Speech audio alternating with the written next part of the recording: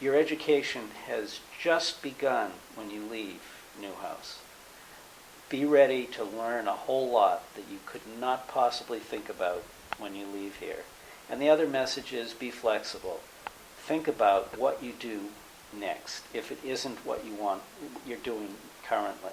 And how do you go about that? One is you talk to people in industries that you're interested in.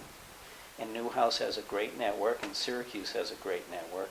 Many people, not just your age, but all ages, people think networking is, I need something, I better start talking to people. And that's the worst way to build a network. The best way to build a network is network when you don't need a thing. You're just talking to people, you're building relationships, because networking is like a bank account. If you're constantly taking out, what's going to happen? Nothing left. If you're constantly going to your network asking for something, at some point your network is going to dry up. So you really want to be putting in, taking out, putting in, taking out your whole life. Not when you need a job, not when you're unhappy, not just do it as a course of events. And my generation, networking was people to people. It wasn't Facebook and LinkedIn and so forth.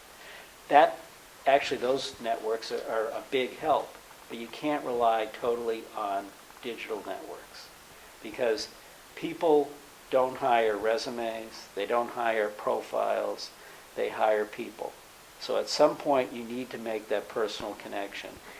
And being digital natives, it's not always a comfortable thing for you folks to do the people interaction, but I'm telling you, looking for a job, 60 to 70% of the time should be networking, people to people, calling people, emailing, interacting in some shape or form, because if they can't help you, someone else, they may give you the name of 2 other people who can. Your resume is an advertisement for you. People see the visuals and the headline, and then they decide if they want to read on.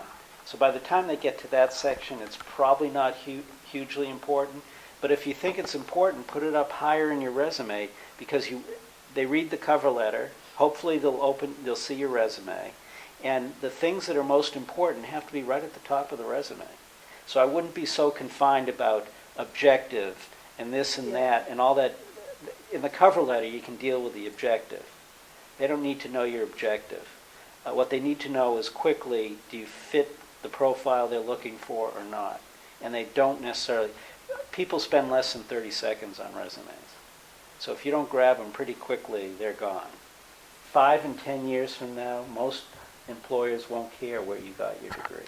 Today, where you got your degree and your internships and other awards and recognition are very important. 5 and 10 years from now, it won't be. It'll be, what have you done and what can you do for me?